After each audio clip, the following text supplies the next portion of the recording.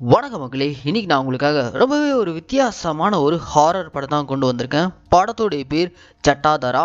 இந்த படத்தோட ஒன்லைன் என்னன்னா, படத்துல வர நம்ம ஹீரோ ஒரு கோஸ்ட் ஹண்டரா இருக்கான். ஆக்சுவலா அவன் எதுக்காக கோஸ்ட் ஹண்டரா இருக்கானா, அவனுக்கு பேய்கள் மேல சுத்தமா நம்பிக்கையே கிடையாது. பேய் பிசாசுன்னு ஒண்ணு இல்லவே இல்லை. வெறும் இந்த பேய் பயத்தை வச்சு நம்மளை ஏமாத்திக்கிட்டு இருக்காங்க. பேய் இல்லைன்றத நான் நிரூபிச்சு காட்டுறேன் அப்படின்ற மாதிரி நம்ம ஹீரோ அவன் இருக்க அந்த ஊர்லயே மோஸ்ட் ஹாண்டடான பிளேஸுங்களுக்கெல்லாம் போயிட்டு கோஸ்ட் இருக்கா இல்லையான்னு கண்டுபிடிக்க ட்ரை பண்ணிக்கிட்டே இருக்கான். இப்படி கோஸ்ட் மேல நம்பிக்கையே இல்லாம கோஸ்ட் ஹண்டரா வலம் வந்துட்டு இருக்க நம்ம ஹீரோ ராத்திரி ஆனா அவனுக்கு ஒரு மர்மமான கனவு வருது. அந்த கனவுல 2 பேர் சம்பந்தமே இல்லாம ஹீரோவை கொலை பண்ண முயற்சி பண்ற மாதிரியே இருக்கு. இப்படி ஒரு கனவு தனக்கு எதுக்காக வரணும்? தன்னுடைய கனவுல தன்னை கொல்ல வர அந்த 2 பேர் யார்? இந்த கேள்விகளோட குழப்பத்தில் இருக்க நம்ம ஹீரோக்கு அவனுடைய பூர்வீக கிராமத்துல ஏதோ ஒரு வகையான ரிச்சுவல் பண்றாங்கன்ற செய்தி கேள்விப்பட்டு அந்த கிராமத்துக்கு போனா தனக்கு ஏன் இப்படி ஒரு கனவு வந்துட்டு இருக்கிறத தெரிஞ்சுக்கலாம் சொல்லிட்டு நம்ம ஹீரோ அந்த கிராமத்துக்கு போறான். அதுக்கப்புறம் தாங்க ஹீரோ லைஃப்ல பல அமானுஷங்கள் நடக்க ஆரம்பிக்குது. பல வருஷமா ஒரு தீய சக்தி ஹீரோவுடைய உயிரை குடிக்கிறதுக்காக அந்த கிராமத்துல காத்துக்கிட்டு இருக்கு. அதுக்கு பின்னாடி இருக்கக்கூடிய பேக் ஸ்டோரி என்ன, ஹீரோ அப்படி என்ன பாவம் பண்ணாரு, கடைசியில பேய் பிசாசு இருக்கிறத நம்ம ஹீரோ கண்டுபிடிச்சாரா, இது எல்லாத்தையும் நம்ம கொஞ்சம் கூட எதிர்பார்க்காத லெவல்ல பல திருப்பங்களோட சொன்ன படம் தான் இந்த ஜட்டாதரா. சரி வாங்க இப்ப இந்த படத்தோட முழு கதைக்குள்ள போறதுக்கு முன்னாடி நம்ம சேனலுக்கு நீங்க புதுசா வந்திருந்தீங்கன்னா மறக்காம நம்ம தமிழ் மணி தியேட்டரை சப்ஸ்கிரைப் பண்ணிக்கோங்க. அண்ட் உங்களுக்கு இந்த வீடியோ பிடிச்சிருந்துச்சுன்னா அந்த லைக் கமெண்ட் ஷேர் லைக் பண்ணும்போது கமெண்ட் செக்ஷன்ல ஹைப்ன்ற ஒரு ஆப்ஷன் வரும். அந்த ஹைப்பையும் கிளிக் பண்ணிட்டீங்கன்னா நம்ம சேனல்ல போடக்கூடிய வீடியோக்கள் வெகுஜன மக்களுக்கு போய் சேரும். ஸோ மறக்காம ஹைப்பையும் கிளிக் பண்ணிக்கோங்க. சரி வாங்க இப்ப நாம இந்த படத்தோடைய முழு கதைக்குள்ள போவோம். படத்தோட ஓப்பனிங் சீன்லே ஆந்திரால பல 100 வருஷங்களுக்கு முன்னாடி ஒரு குறிப்பிட்ட கிராமத்துல வாழ்ந்த மக்கள் எல்லாரும் அந்த ஊர்ல அப்பப்போ வந்து கொள்ளடிச்சுட்டு போற கொள்ளையர்களை பார்த்து மொத்த ஊரே பயத்துல அவங்க கிட்ட இருக்கக்கூடிய பணம் நகை தங்கம் இது எல்லாத்தையும் பதுக்க ஆரம்பிச்சாங்க. அவங்கவுங்க வீட்டிலேயே குழி தோண்டி புதைக்க ஆரம்பிச்சாங்க. ஏன்னா அந்த அளவுக்கு அப்ப கொள்ளையர்களுடைய வேட்டை ரொம்ப தீவிரமா இருந்திருக்கு. இப்படி என்னதான் இவங்களுடைய செல்வங்கள் எல்லாத்தையுமே பூமியில புதைச்சு வச்சாலும் கொள்ளையர்கள் தேடி கண்டுபிடிச்சு தோண்டி எடுத்துட்டு இவங்களையும் போட்டு தள்ளிட்டு போயிடுறாங்க. இப்படி இந்த கிராம மக்கள் கொள்ளையர்களால ரொம்ப கஷ்டங்களை அனுபவிச்சுட்டு இருக்கும் போதுதான் ஒரு சாமியார் மூலியமா உங்களுடைய செல்வங்களை பாதுகாக்கிறதுக்காக நான் ஒருத்தரை வர வைக்கிறேன். அவங்களுடைய பேர் தனபிசாச்சி. அந்த தனபிசாச்சி மட்டும் வந்துட்டா உங்களுடைய மொத்த செல்வங்களையும் அது பாதுகாக்கும். ஆனா அதுக்கு நீங்க பலி கொடுத்துக்கிட்டே இருக்கணும் அப்படின்ற மாதிரிலாம் சொல்ல ஊர்க்காரங்களும் அந்த சாமியார் கிட்ட எங்களுக்கு எங்களுடைய செல்வங்கள் தான் முக்கியம், அந்த தனப்பிசாச்சியை வரவைங்க அப்படின்ற மாதிரி ரிச்சுவல் பண்ணி அந்த தனப்பிசாச்சியை வர வச்சிடறாங்க. அந்த தனப்பிசாச்சி வந்ததுக்கு அப்புறம் தான் ஊர்க்காரங்கள்லாம் இதுக்கு கொள்ளையர்களே தேவலாம் போல அந்த அளவுக்கு தனப்பிசாச்சி இந்த ஊர்க்காரங்களை தன்னுடைய ரத்த பசியை தீக்கணுன்றதுக்காக பலி கேட்டுக்கிட்டே இருக்கு. இதுக்கு மேலேயும் இந்த கிராமத்துல இருந்தா ஒரு உயிரும் மிஞ்சாதுன்றதுக்காக கிராம மக்கள் எல்லாரும் அந்த மொத்த கிராமத்தையுமே கைவிட்டுட்டு அந்த ஊரை விட்டே போயிடுறாங்க. இப்படி கைவிடப்பட்ட அந்த ஊர் முழுக்க ஏகப்பட்ட செல்வங்கள் நிறைஞ்சிருக்கு. ஆனா அந்த ஊர் பக்கம் போறதுக்கே நிறைய பேருக்கு பயம். ஏன்னா இன்னமும் அங்க இருக்க செல்வங்களை பாதுகாத்துட்டு இருக்கிறது தனப்பிசாச்சி. அதுக்கு இன்னமும் ரத்த பசி போகலன்ற மாதிரி ஓப்பனிங்லயே ஒரு ஸ்டோரி சொல்றாங்க. கட் பண்ணா அந்த கிராமத்துல இருக்க ஒரு வீட்டுக்குள்ள ஒரு லேடிக்கு ராத்திரில ஏதோ சத்தம் கேக்குதுன்னு சொல்லிட்டு எந்திரிச்சு வராங்க. வந்து பார்த்தா அவங்களுடைய நடு வீட்டுல ஏகப்பட்ட தங்க பொற்காசுகள் ஆபரணங்களா நிறைஞ்சிருக்கு. அந்த செல்வங்களுக்கு மேலெல்லாம் ஒரு லேடியோட உருவம் பிரகாசமா தெரியுது. அது வேற யாரும் இல்லைங்க, தனபிசாச்சி. அது இந்த வீட்டோடைய லேடியை பார்த்து உனக்கு இந்த செல்வங்கள்லாம் வேணுமா, அப்ப எனக்கு பலி குடு பலி குடு அப்படின்ற மாதிரி அந்த தனபிசாச்சி கேட்டுட்டு இருக்கு. ஆக்சுவலா இது அந்த லேடிக்கு கனவா வந்திருக்கு. அப்புறம் அந்த கனவுல இருந்து எந்திரிச்சிடறாங்க. அண்ட் அவங்களுடைய ஹஸ்பண்ட்க்கு ராத்திரியில தூங்கும் போதெல்லாம் ஏதோ ஒரு உருவம் அவர் மேல ஏறி உட்காந்துட்டு இருக்க மாதிரி அவங்களுக்கு ஒரு ஃபீல். என்னடா இது இந்த வீட்டுக்கு வந்ததுல இருந்தே ஒரே பிரச்சனையா இருக்குன்னு சொல்லிட்டு அடுத்த நாளே ஒரு சாமியாரை கூட்டு வந்து இந்த வீட்டுக்குள்ள வேற ஏதோ ஒரு ஆன்மா இருக்கு, அதை ஓட்டி விடுங்க அப்படின்னு சொல்ல கவலையப்படாதீங்க, இன்னைக்கு இரவு நான் இங்க தங்குறேன், அது என்னன்றதை நான் பாக்குறேன் அப்படின்ற மாதிரி இந்த சாமியார் அந்த இரவு அந்த வீட்லயே தங்குறாங்க. அப்படி தங்கிட்டு இருக்கும்போது அந்த சாமியார் மேலேயும் அதே தனபிசாச்சி உருவம் வந்து உக்காந்துக்கிட்டு எனக்கான பலியை கொடுன்ற மாதிரி டார்ச்சர் பண்ண. அவ்வளவுதான் அடுத்த நாளே இந்த சாமியார் இந்த வீட்டுல இருக்க ஹஸ்பண்ட் அண்ட் ஒய்ஃப் கிட்ட இந்த வீட்டுல இதுக்கு மேலேயும் ஒரு நாள் இருந்தா கூட அது நம்மள கொன்றும், எங்கேயாச்சும் போயிடுங்க அப்படின்ற மாதிரி சாமியார் பிச்சுக்கிட்டு ஓடிறாரு. இங்க போறாங்க டைட்டில். இந்த சம்பவங்கள்லாம் நடந்து சில வருஷங்கள் கழிச்சு ஓப்பனிங்லே பேய் பிசாசுங்களெல்லாம் ஸ்பெஷலான எக்யூப்மெண்ட்ஸை வச்சு பிடிக்கக்கூடிய ராஜுன்ற ஒரு கோஸ்ட் ஹண்டர் அவர் ஒரு மீட்டிங் மாதிரி அரேஞ்ச் பண்ணிருக்காரு. அந்த மீட்டிங்ல காலேஜ் ஸ்டூடெண்ட்ஸ், ஐடில வேலை பாக்குறவங்க, இப்படி இவங்க எல்லாரும் கலந்துட்டு இருக்காங்க. உங்களுக்கு இந்த பேய் பிசாசு மேல நம்பிக்கை இருக்கா அப்படின்ற மாதிரி ஆடியன்ஸை பார்த்து கேட்க, அப்ப அந்த கூட்டத்துல இருந்து ஒருத்தர் எந்திரிச்சு, எனக்கு அது மேலாம் சுத்தமா நம்பிக்கையே கிடையாது அப்படின்ற மாதிரி சொல்ல, அப்படிங்களா சரி அப்ப ஸ்டேஜுக்கு வாங்க அப்படின்ற மாதிரி ராஜு கூப்பிட, கூடத்துல நம்பிக்கை இல்லைன்னு சொன்னார்ல அவர் அப்படியே ஸ்டேஜுக்கு வராரு. இவருடைய பேர் தான் சிவா. இவர் தான் அந்த படத்தோட ஹீரோ ஸ்டேஜுக்கு வந்ததுமே அங்க கோஸ்ட் ஹண்டரா இருக்கக்கூடிய ராஜு கிட்ட ஹீரோ என்ன பண்றாருன்னா, தான் கிட்ட இருக்கக்கூடிய சில எக்யூப்மெண்ட்ஸை எடுத்து காட்டுறாரு. அது எல்லாமே கோஸ்ட் ஹண்ட் பண்றதுக்கான எக்யூப்மெண்ட் தான். இத ராஜு பார்த்துட்டு, ஏன்பா சிவா, உனக்கு தான் கோஸ்ட் மேல நம்பிக்கையே இல்லையே, அப்புறம் எதுக்காக கோஸ்ட் ஹண்ட் பண்றதுக்கான எக்யூப்மெண்ட்லாம் வாங்கி வச்சிருக்க அப்படின்ற மாதிரி கேட்க, சார் நானும் உங்களை மாதிரி ஒரு கோஸ்ட் ஹண்டர் தான், ஆனா பேய் மேல நம்பிக்கையே இல்லாத ஒரு கோஸ்ட் ஹண்டர். காரணம் என்னன்னு சொல்லிட்டு இந்த இடத்துல நம்ம ஹீரோ சின்ன வயசுல நடந்த ஒரு சம்பவத்தை பிளாஷ்பேக்கை ஓபன் பண்றாரு. அந்த பிளாஷ்பேக்ல நம்ம ஹீரோ அவன் ஃப்ரெண்டோட நைட் டைம் படம் முடிச்சுட்டு சைக்கிள்ல ரிட்டர்ன் வீட்டை நோக்கி போயிட்டு இருக்கும்போது அவன் ஊர் எல்லையில இருக்க ஒரு பெரிய புளிய மரத்தை காட்டுறாங்க. அந்த புளிய மரத்தை பார்த்துட்டு ஹீரோடைய ஃப்ரெண்டு பயங்கரமா பயப்படுறான். காரணம் என்னன்னா, அந்த புளிய மரத்துல பயங்கரமான பேய் ஒன்று இருக்கு. ராத்திரியில அந்த பக்கம் யார் போனாலும் அந்த பேய் அடிச்சே கொன்றும். அதனால அந்த புளிய மரத்தை வேலியால ஃபுல்லா கவர் பண்ணிருக்காங்க. இந்த புளிய மரம் பேய் கதையை பத்தி ஹீரோவுடைய ஃப்ரெண்டு அவங்க கூட பேசிட்டு வந்துட்டே இருக்கும்போது திடீர்னு அந்த புளிய மரம் கிராஸ் பண்ணும் போதே இடி மின்னல் அடிக்க அப்படியே பயந்து போன நம்ம ஹீரோவுடைய ஃப்ரெண்டு அங்கேயே சரிஞ்சு விழுந்து இறந்து போயிடுறான். ஊருக்காரங்க எல்லாம் புளிய மரத்துல இருக்க பேய் தான் ஹீரோவுடைய ஃப்ரெண்டை கொண்டு இருக்கு அப்படின்ற மாதிரி நம்ப ஆரம்பிச்சிருக்காங்க. ஆனா உண்மை என்னன்னா, அவனை கொன்னது எந்த பேய் பிசாசும் கிடையாது, அவனுடைய பயம்தான் அவனை கொண்டு இருக்கு. ஏன்னா அடுத்த நாளே ஊருக்காரங்க சொல்றபடி அந்த புளிய மரத்துல பேய் இருக்கான்னு சொல்லிட்டு நான் போய் தேடி பார்த்தேன், எங்கேயுமே அந்த பேய் இல்ல. அப்பதான் எனக்கு புரிஞ்சிச்சு, என் ஃப்ரெண்டோட உயிர் போனதுக்கு காரணமே அவனுடைய பயம். அந்த அளவுக்கு இந்த சொசைட்டில பேய் பயத்தை உருவாக்கி வச்சிருக்காங்க. அதை நான் வேரோட அறுக்கணும். இந்த உலகத்துல பேய் பிசாசெல்லாம் எதுவுமே இல்லைன்னு நிரூபிக்கிறதுக்காக தான் நானே ஒரு கோஸ்ட் ஹண்டரா மாறி எங்கெங்கெல்லாம் ஹாண்டட் பிளேஸா இருக்கோ அங்கெல்லாம் போயிட்டு இந்த எக்யூப்மெண்ட் யூஸ் பண்ணி நீங்க எல்லாரும் சொல்ற மாதிரி நெகட்டிவ் எனர்ஜி, ஏதாவது பேய் பிசாசு சிக்குதான்னு பார்த்துக்கிட்டு இருக்கேன். ஆனா இது நாள் வரைக்கும் நீங்க எல்லாரும் சொல்றபடி எந்த ஒரு பேயும் நான் பார்க்கல அப்படின்ற மாதிரி ஹீரோ சொல்ல, இதெல்லாம் கேட்டுட்டு இருக்க ராஜுன்ற அந்த கோஸ்ட் ஹண்டர் நம்ம ஹீரோ பார்த்து, கூடிய சீக்கிரமே நீ அதை ஃபேஸ் பண்ணதான் போற அப்படின்ற மாதிரி சொல்லி அனுப்புறாரு. ஆனா ஹீரோக்கு பேய் மேலாம் சுத்தமா நம்பிக்கையே இல்லை. கட் பண்ணா இப்ப ஹீரோடைய ஃபேமிலியை காட்டுறாங்க.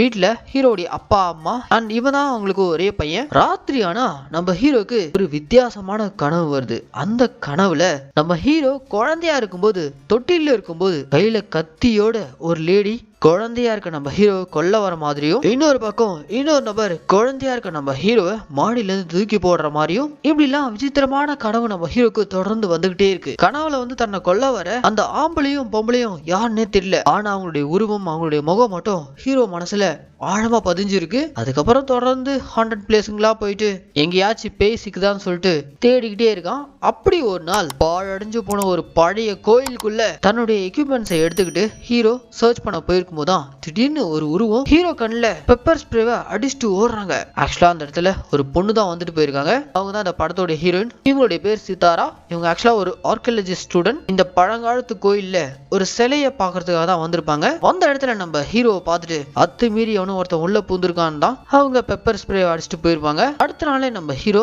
தான் அம்மா கூட கோயிலுக்கு போன இடத்துல தான் நேற்று தான் கண்ணில் பெப்பர் ஸ்ப்ரே அடிச்ச ஹீரோனை சந்திக்கிறான். ஹீரோவுடைய அம்மாவும் ஹீரோனோட அம்மாவும் இந்த மாதிரி டெய்லி கோயிலுக்கு வந்து ஃப்ரெண்ட்ஸ் ஆயிருக்காங்க. அதுக்கப்புறம் நம்ம ஹீரோவும் ஹீரோனும் ஃப்ரெண்ட்ஸ் ஆகி ஒன்னாவே டிராவல் பண்றாங்க. இவங்களுக்குள்ள காதலும் ஏற்படுது. இப்படி இதெல்லாம் ஒரு பக்கம் போயிட்டு இருக்கும்போது ஒரு நாள் நம்ம ஹீரோக்கு ஒரு குறிப்பிட்ட கிராமத்துல வருஷம் சாமியாருங்கெல்லாம் சேர்ந்து என்ட்ரன்ஸ்ல ஒரு பூஜை பண்றாங்க. அது ஒரு பயங்கரமான ரிச்சுவல். அந்த ரிச்சுவல் எதுக்காக பண்றாங்கன்னா, அந்த கிராமத்தையே ஆட்டி படைச்சுக்கிட்டு இருக்க தன பிசாச்சினின்ற ஒரு கொடூரமான கோஸ்ட் அது வெளியில வந்துடவே கூடாதுன்றதுக்காக தான் இப்படி ஒரு ரிச்சுவல் பண்ணிட்டு இருக்காங்கன்ற விஷயம் கேள்விப்பட்ட உடனே நம்ம ஹீரோ அந்த இடத்துக்கு எக்ஸ்ப்ளோர் பண்றதுக்காக அந்த இரவே கிளம்பி போறான். அப்படி அவன் அந்த கிராமத்தை நோக்கி பைக் எடுத்துட்டு போகும்போதே சில தடங்கள்லாம் ஏற்படுது. திடீர்னு ஒரு லாரிக்காரன் நம்ம ஹீரோ மோத வரான். சட்டுன்னு அந்த லாரி பிரேக் டவுன் ஆகி ஸ்டாப் ஆயிடுது. இந்த மாதிரி சில கண்டங்கள்லாம் மீறி அந்த இரவு நம்ம ஹீரோ ரிச்சுவல் நடந்துட்டு இருக்க அந்த கிராமத்துக்கு வந்து சேர்றான். அங்க ஒரு பக்கம் சாமியாருங்கெல்லாம் சேர்ந்து பூஜைகள் ரொம்ப மும்முரமா நடந்துட்டு இருக்கு. அது எல்லாத்தையும் நம்ம ஹீரோ ஒரு பக்கம் பார்த்துட்டு இருக்கும்போது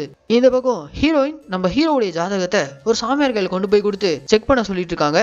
அந்த சாமியார் ஹீரோடைய ஜாதகத்தை பார்த்துட்டு இவர் இன்னும் எப்படி உயிரோட இருக்காரு, இவர் பிறந்ததுல இருந்தே இவரை மரணம் துரத்துக்கிட்டே இருக்கே, எப்படி இவர் தப்பிச்சாரு, இன்னுமா இவர் உயிரோட இருக்காரு, எங்க இருந்தாலும் அவரை உடனே வீட்டுக்கு வர சொல்லுங்க, இல்லனா இன்னைக்கு நைட்டே அவர் கதை முடிஞ்சிரும் அப்படின்னு அந்த சாமியார் சொல்ல இந்த விஷயம் கேட்டு தெரிஞ்சுக்கிட்ட நம்ம ஹீரோயின் உடனே ஹீரோவை கால் பண்ணி அந்த கிராமத்துல இருந்து வர சொல்றதுக்காக கால் பண்ணிக்கிட்டே இருக்காங்க.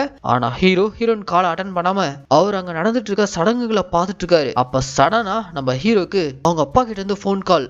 அப்படியே நம்ம ஹீரோ ஷாக் ஆகி அந்த கிராமத்தை விட்டு பைக்ல வேகமா வீட்டுக்கு வந்தா வீட்டுல ஹீரோவுடைய அம்மாக்கு தீ விபத்து ஏற்பட்டிருக்கு. அவங்க கேஸ் ஆன் பண்ணிட்டு கொஞ்ச நேரம் விட்டுட்டு போயிட்டு பத்த வச்சிருக்காங்க. கேஸ் கம்மியா இருந்ததால சின்ன தீ விபத்தோட தடுக்கப்பட்டிருக்கு. இந்த இடத்துல அப்பாவும் அம்மாவும் இந்த ராத்திரி நீ எங்கப்பா போயிட்டு வர அப்படின்ற மாதிரி கேட்க ஹீரோ போயிட்டு வந்த அந்த கிராமத்து பேர் சொன்னதும் அப்பா அம்மா 2 பேருமே அதிர்ச்சியா வராங்க. உன்னை யார் அந்த கிராமத்துக்கு போ சொன்னது அப்படின்னு மாதிரி அதிர்ச்சியாவ அப்ப சடனா அந்த ரூம்ல ரொம்ப நாளா மேல இருந்த ஒரு ஃபேமிலி போட்டோ ஹீரோ கைக்கு வந்து விழுது. அந்த போட்டோ எடுத்து பாக்குறாரு. அதுல ஒரு அம்மா அப்பா கையில ஒரு குழந்தையோட நின்றுட்டு இருக்காங்க. போட்டோல இருக்க ஹஸ்பண்ட் அண்ட் ஒய்ஃப் அந்த அம்மா அப்பா அவங்க வேற யாரும் இல்ல.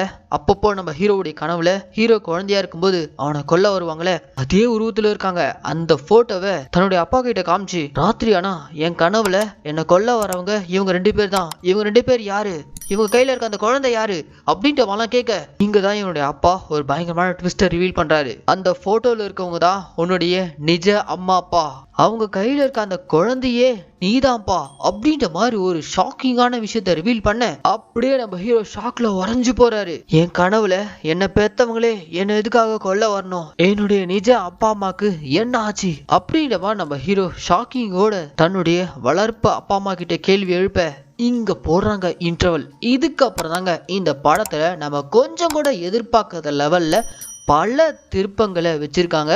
ஸோ இந்த வீடியோவை ஸ்கிப் பண்ணாம முழுசா பாருங்க.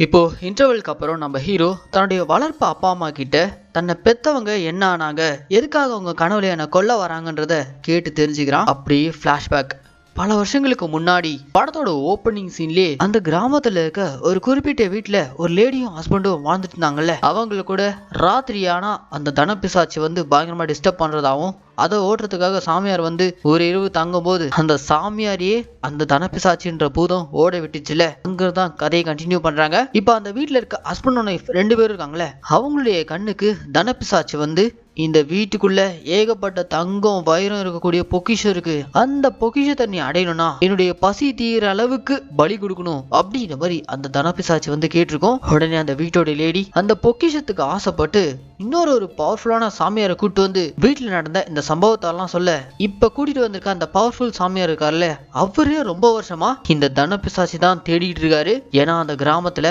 பல 100 வருஷங்களுக்கு முன்னாடி முன்னோர்கள் விட்டுட்டு போன அந்த பொக்கிஷங்கள் எல்லாத்தையும் இன்னமும் அந்த தனப்பிசாச்சி தான் பாதுகாத்துட்டு இருக்கு. அதோடைய பசியை மட்டும் நாம தீர்த்துட்டா மொத்த பொக்கிஷத்தையும் நாம அடைஞ்சிடலாம் அப்படின்ற மாதிரி ஒரு பிளானோட தான் அந்த சாமியாரும் வந்திருப்பாப்பல. அவர் இப்போ அந்த வீட்டுல இருக்க லேடி அண்ட் ஹஸ்பண்ட் அவங்களுடைய பேர் ஷோபா அண்ட் சுரேஷ், அவங்க 2 பேரையும் கூப்பிட்டு இங்க பாருங்க, அந்த தனப்பிசாச்சியோட பசியை நம்ம தீக்கணும், அதுக்கு நம்ம பல பலிகள் கொடுக்க வேண்டியதா இருக்கும். இதெல்லாம் தாண்டி நீல நிற கண்ணோட நிறமாத கர்ப்பிணியா ஒரு அம்மா இந்த ஊர்ல இருக்காங்க, அவங்களையும் இந்த ரிச்சுவலுக்கு கூட்டிட்டு வரணும் அப்படின்ற மாதிரி அந்த சாமியார் சொல்ல அந்த நீல நிற கண் கொண்ட லேடி யாருன்னா அது வேற யாரும் இல்ல, ஹீரோவுடைய உண்மையான அம்மா. அப்பப்போ ஹீரோ கனவுல வரக்கூடிய அவனுடைய அம்மாவும் அப்பாவும் அவங்க 2 பேரும் ரொம்பவே ஒரு சந்தோஷமான வாழ்க்கையை தான் அந்த ஊர்ல வாழ்ந்துட்டு இருக்காங்க. அவங்களுக்கு கூடிய சீக்கிரம் ஒரு குழந்தை பிறக்க போதுன்ற சந்தோஷத்துல இருக்கும்போது தான் பொக்கிஷத்துக்கு ஆசைப்பட்டிருக்க இந்த ஷோபா அண்ட் சுரேஷ் இவங்க 2 பேரும் என்ன பண்றாங்கன்னா அந்த சாமியார் சொன்னபடி நீல நிற கண்ணோட இருக்க ஹீரோவுடைய அம்மாவை அந்த ரிச்சுவல் கூட்டு வரதுக்காக கூப்பிட போயிருக்காங்க. ஆக்சுவலா இந்த ஷோபாவுடைய ஹஸ்பண்ட் சுரேஷ் இருக்கார்ல, அவருடைய தங்கச்சி தான் நம்ம ஹீரோவுடைய அம்மா. இந்த மாதிரி நல்லபடியா உனக்கு குழந்தை பிறக்கணுன்றதுக்காக ஒரு சாமியார் கிட்ட நாங்க பேசியிருக்கோம், குழந்தை பிறக்கிறதுக்கு முன்னாடி சில சம்பிரதாயங்கள்லாம் பண்ணணும்னு சொல்லியிருக்காங்க, சோ நீங்க 2 பேரும் வீட்டுக்கு வாங்க அப்படின்ற மாதிரி நிறமாத கர்ப்பிணியா இருக்க நம்ம ஹீரோவுடைய அம்மாவை அவங்க அப்பாவையும் கூட்டிட்டு இந்த சுரேஷும் ஷோபாவும் அவங்க வீட்டுக்கு வந்துடுறாங்க. அவங்க வீட்டுக்குள்ள ஒரு பெரிய சக்கரத்தை போட்டு அந்த பவர்ஃபுல் சாமியார் எல்லா சடங்கு ஏற்பாடுகளையும் பண்ணிட்டு இருக்காரு. அந்த சக்கரத்துக்கு நடுவுல ஹீரோவுடைய அம்மாவை உட்கார வச்சு பூஜைகளை ஸ்டார்ட் பண்றாரு. போக போக ரொம்ப உக்கிரமா போயிட்டு இருக்க இந்த ரிச்சுவல்ல அங்க உட்காந்துட்டு இருக்க ஹீரோவுடைய அம்மாக்கு பிரசவ வலி ஏற்படுது. அதை பார்த்துட்டு இருந்த நம்ம ஹீரோவுடைய அப்பா டப்புன்னு அவங்களை கூட்டிட்டு ஓரமா வந்துடுறாரு. வழியில துடிச்சிட்டு இருக்காங்க ஒய்ஃபை பார்த்துட்டு உடனே ஹாஸ்பிட்டலுக்கு கூட்டு போகணும்னு சொல்லிட்டு அங்க இருக்க அந்த மச்சான் சுரேஷை கூப்பிட அந்த ஆளா இந்த சாமியார் பேச்சு கேட்டுட்டு சடங்குகளை பண்ணிட்டு இருக்கான். இந்த சுரேஷும் சோபாவும் அவங்க வீட்டுல இருக்க அந்த பொக்கிஷம் இருக்கக்கூடிய இடத்த கண்டுபிடிச்சே ஆகணும், அதை அடையணுன்றதுக்காக எந்த எல்லைக்கு வேணா போகுன்ற மாதிரி உட்காந்துட்டு இருக்காங்க. இங்க ஒருத்தவங்க பிரசவ வழியில துடிச்சிட்டு இருக்காங்க. ஆனா அவங்கள கண்டுக்காம அவங்க பாட்டு அந்த சடங்கை கண்டினியூ பண்ணிட்டே இருக்காங்க. இந்த சாமியாரும் முதல்ல ஒரு கருங்கோழிய பலி கொடுங்க அப்படின்னு சொல்ல சுரேஷ் போயிட்டு கோழியை கட் பண்ணி அந்த ரத்தத்தை பிடிச்சிட்டு வந்து தன பிசாச்சுன்ற அந்த பூதத்துக்கு படையலா போறாங்க. அந்த ரத்தத்தை குடிச்சிட்டும் அந்த தன பிசாச்சுன்ற அந்த பேய் எனக்கு இன்னும் பலி பத்தல, எனக்கு இன்னும் வேணும் அப்படின்ற மாதிரி கேட்க அடுத்ததா ஒரு ஆடை கொண்டு வந்து பலி கொடுக்க சொல்லி சாமியார் சொல்ல சுரேஷும் ஒரு ஆடை பிடிச்சிட்டு வந்து பலி கொடுக்குறாரு. ஆனா அதுவும் இந்த தனபிசாச்சி பார்த்தலன்னு சொல்லுது. சரி ஓகே, வெளியே இருக்க அந்த எரும மாட்டை கொண்டு வந்து பலி கொடு அப்படின்ற மாதிரி இந்த சாமியார் சொல்ல இப்ப சுரேஷும் அந்த எரும மாட்டை கொண்டு வந்தும் பலி கொடுக்குறாரு. ஆனா இந்த தனபிசாச்சி அதை சாப்பிட்டும் எனக்கு இன்னும் பலி பத்தல, எனக்கு இன்னும் வேணும் இன்னும் வேணும் அப்படின்ற மாதிரி கேட்டுக்கிட்டே இருக்கு. அதுவும் ஒரு மாதிரி கொலை வெறியா கேட்க இந்த பக்கம் ஹீரோவுடைய அம்மாக்கு அந்த வீட்லயே குழந்தையும் பிறக்குது. அப்படி பிறந்தவன் தான் நம்ம ஹீரோ. நல்லபடியா குழந்தை பிறந்ததுமே அந்த குழந்தை அழுகுற சத்தம் இந்த பக்கம் சடங்குகளுக்கு மத்தியில தனபிசாச்சுன்ற அந்த பூதம் வெளியே வந்திருக்குல, அதுக்கு இப்போ ஃப்ரெஷ்ஷா பிறந்திருக்க அந்த குழந்தையோட அழுகுரல் கேட்டதுமே பிறந்திருக்கிற அந்த குழந்தைய பலி கொடுத்தாதான் நீங்க கேட்கிற உங்களுடைய பொக்கிஷம் உங்களுக்கு கிடைக்கும் அப்படின்ற மாதிரி இந்த தனபிசாச்சி இந்த சாமியாரை பார்த்து சொல்ல வேற வழியில நீங்க போயிட்டு அந்த குழந்தைய கொண்டு வாங்க அப்படின்ற மாதிரி இந்த சாமியாரும் சொல்ல தன்னுடைய சொந்த தங்கச்சியோட குழந்தைன்னு கூட பார்க்காம குழந்தைய பலி கொடுக்கறதுக்காக இந்த ஆளும் போயிட்டு ஹீரோவுடைய அப்பா அம்மா கிட்ட போயிட்டு குழந்தைய கேட்கறான். அந்த குழந்தைய மட்டும் நம்ம இப்ப பலி கொடுக்கல, நம்ம எல்லாரையும் அது கொண்டுடும், அந்த பூதம் கொண்டுரும், தயவு செஞ்சு அந்த குழந்தைய கொடுங்க, இங்க எப்ப வேணா இன்னொரு குழந்தைய பெத்துக்கலாம் அப்படின்ற மாதிரிலாம் இவர் போய் கேட்க நீ எல்லாம் ஒரு அண்ணனா தங்கச்சி குழந்தைய பலி கொடுக்கணும்னு கேக்குறிய அப்படின்ற மாதிரி அவனை அடிச்சு தள்ளிட்டு ஹீரோவுடைய அப்பா அந்த ஆளை அடிச்சு போட்டு தன்னுடைய ஒய்ஃபையும் குழந்தையும் காப்பாத்திட்டு அந்த வீட்டை விட்டே தப்பிச்சு ஓடிறாரு. ஆனா அந்த வீட்டுல கொலை வெறியோட இருக்க தனபிசாச்சிக்கு எனக்கு அந்த குழந்தைய கொடுக்கற வரைக்கும் பசி தீராது அப்படின்ற மாதிரி பயங்கரமா கத்த அந்த இடத்துல இந்த சாமியார் இந்த சடங்குகளெல்லாம் ஏற்பாடு பண்ண பேராசை கொண்ட சோபா சுரேஷ் அவங்க ரெண்டு பேரையும் பலி கொடுத்தா அது சாந்தமாயிடும் சொல்லிட்டு அவங்க ரெண்டு பேரையும் கொண்டு பலி கொடுத்து பாக்குறாரு. ஆனா அப்பயும் அந்த பூதம் அடங்குற மாதிரியே தெரியல. கடைசி அந்த சாமியார் தன்னைத்தானே கட் பண்ணிக்கிட்டு அந்த பூதத்துக்கு பலியா போறாரு. ஆனா அப்பயும் அந்த பூதம் அடங்குற மாதிரியே தெரியல. தனபிசாச்சுன்ற அந்த பூதம் வெளியே வந்ததுக்கு அப்புறம் அந்த மொத்த கிராமமே சுடுகாடாக ஆரம்பிச்சிருக்கு. ஊர்ல அங்கங்க திடீர்னு சாவு விழுந்திருக்கு. இதுக்கு மேலேயும் இந்த ஊர்ல இருந்தா எல்லாரும் மண்ணுக்குள்ளதான் போக வேண்டியதா இருக்கும். அதனால அந்த ஊர்ல இருக்க மக்கள் எல்லாருமே ஊரை காலி பண்ணிட்டு போயிட்டாங்க.